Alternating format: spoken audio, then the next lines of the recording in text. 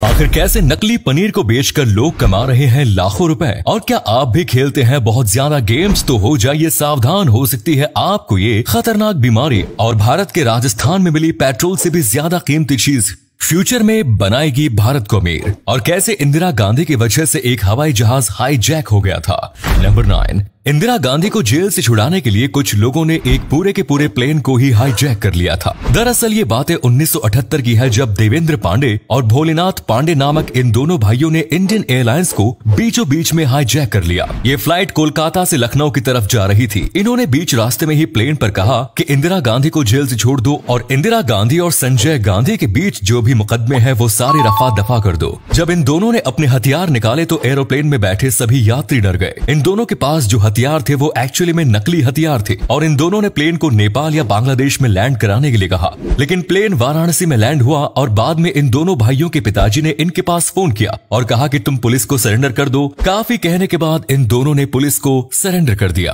Number 8, paneer दूध से बनाया जाने वाला एक ऐसा प्रोडक्ट होता है जो बहुत से लोग पसंद करते हैं और पनीर की सब्जी तो खासतौर पर काफी ज्यादा अच्छी होती है। लेकिन क्या आपको पता है कि आजकल मार्केट में कई ऐसे मिलावटी खोर भी आ चुके हैं जो नकली पनीर को बेचकर पैसे कमा रहे हैं। जी हाँ दोस्तों, मार्केट में कई ऐसे लोग हैं जो नकली पनीर को बेचते हैं। ये लोग दूध से मलाई को निकालकर उसके पानी में अलग अलग तरह के केमिकल मिलाकर पनीर बना देते हैं, जो सेहत के लिए बिल्कुल भी सही नहीं होता। और इस तरह का पनीर खाने से आए दिन लोग बीमार भी होते रहते हैं। आपको बता दें कि ये नकली पनीर बनाने में इन लोगों को प्रति किलो 30 रुपए का खर्चा आता है और फिर ये मार्केट में इसी पनीर को 300 रुपए से 400 रुपए प्रति किलो बेचते हैं और अच्छा खासा मुनाफा कमाते हैं। नकली पनीर को बनाने का सबसे आसान तरीका है, नकली पनीर बिल्कुल दूध की तरह सफेद नहीं होता और ये मुलायम और खुशबूदार भी नहीं होता। इसलिए आप भी इसे पहचान सकते हैं क्योंकि आजकल केमिकल्स द्वारा नकली पनीर बनाने का धंधा काफी जोरों पर है। नंबर 7, दोस्तों आपको जानकर हैरानी होगी कि अमेरिका के पूर्व राष्ट्रपति बराक ओबामा हनुमान जी की प्रतिमा हमेशा अपने साथ रखते हैं। एक इंटरव्यू में उन्होंने खुद इस बात का खुलासा किया था कि बराक ओबामा के अनुसार जब भी वो थकान महसूस करते हैं या फिर वो हताश होते हैं तो फिर पॉकेट में रखे हनुमान जी की प्रतिमा से उन्हें प्रेरणा मिलती है। हनुमान जी से प्रेरणा हासिल करके ही वो अपनी जिंदगी में कभी भी थकान या हताशा को अपने ऊपर हावी नहीं होने देते। हनुमान जी की प्रतिमा के साथ ही वो बुद्ध की प्रतिमा और क्रॉस भी हमेशा अपने पास रखते हैं।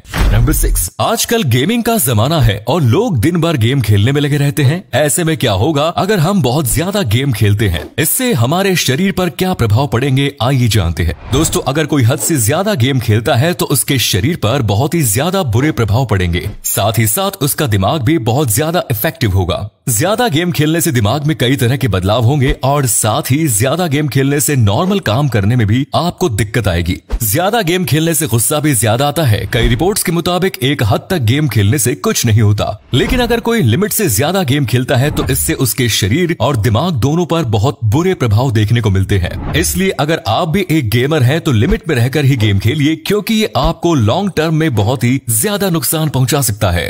नंबर 5, एक न एक दिन दुनिया से पेट्रोल और डीजल खत्म हो जाएगा और फिर सभी चीजें पेट्रोल और डीजल से हटकर इलेक्ट्रिसिटी पर शिफ्ट हो जाएंगी और इलेक्ट्रिसिटी बनाने के लिए कोयले से भी ज्यादा इस्तेमाल यूरेनियम का किया जाता है। लेकिन क्या आने वाले समय में भी भारत पेट्रोल और डीजल की तरह किसी दूसरे देश से यूरेनियम भी खरीदेगा? तो इसका जवाब है नहीं, क्योंकि आपको जानकर खुशी होगी कि भारत के राजस्थान में इतना यूरेनियम पाया गया है कि आप सोच भी नहीं सकते। जी हाँ दोस्तों, भारत के राजस्थान के सीकर में लगभग 12 मिलियन टन यूरेनियम पाया गया है और ये बहुत ही खुशी की बात है। राजस्थान के आसपास के इलाकों में जांच की जा रही है और इससे भारत को बहुत फायदा होगा और इस यूरेनियम को परमाणु बम में भी इस्तेमाल किया जाता है, इसीलिए ये भारत के लिए बहुत खास है। नंबर 4, जब भी कोई शख्स किसी कंपनी में जॉब करता है तो वो ज्यादा से ज्यादा 10 या 20 साल की उस कंपनी में जॉब करता है और उसके बाद वो उस कंपनी से रिटायरमेंट ले लेता है। लेकिन आज हम आपको एक ऐसे शख्स से मिलवाएंगे जिसने एक ही कंपनी में लगभग 84 सालों तक जॉब की। सुनने में आपको थोड़ा अजीब जरूर लग रहा है, पर इसी के चलते हुए इनका नाम वर्ल्ड रिकॉर्ड्स में भी दर्ज है,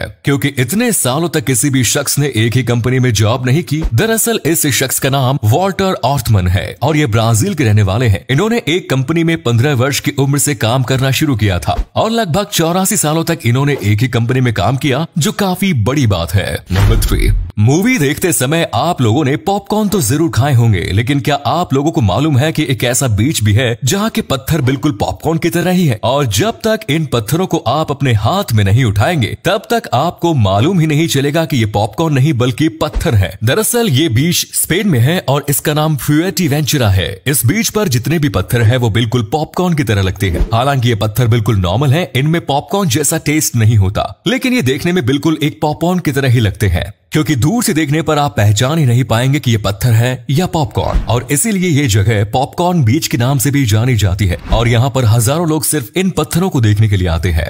नंबर 2 दोस्तों, हमारे भारत में एक ऐसा ढाबा मौजूद है जो सालाना के इतने रुपए कमाता है जितना कोई एक होटल भी नहीं कमा पाएगा। ये ढाबा सालाना के लगभग 60 से 70 करोड़ रुपए कमाता है। आपको विश्वास ना हो लेकिन ये बिल्कुल सच है। दरअसल इस ढाबे का नाम अमरीक सुखदेव है और ये हरियाणा के मुरथल में स्थित है।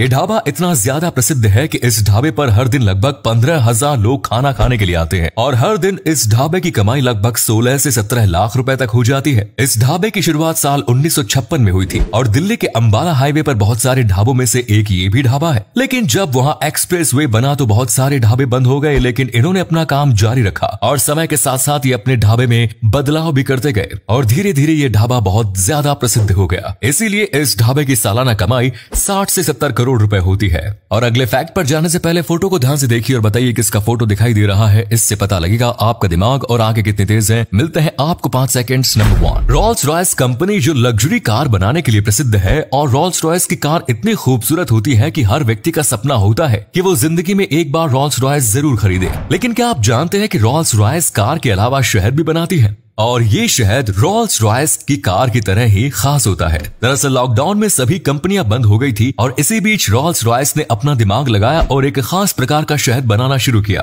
रोल्स रॉयस के कर्मचारी 42 एकड़ के प्लांट में शहद बनाने का काम करते हैं और इस प्लांट में बहुत मधुमक्खियां हैं जिनसे शहद निकाला जाता है और ये शहद रोल्स रॉयस की कार की तरह ही काफी लग्जरी माना जाता है और इसे शहद की कीमत आम शहद से कहीं गुना ज्यादा होती है।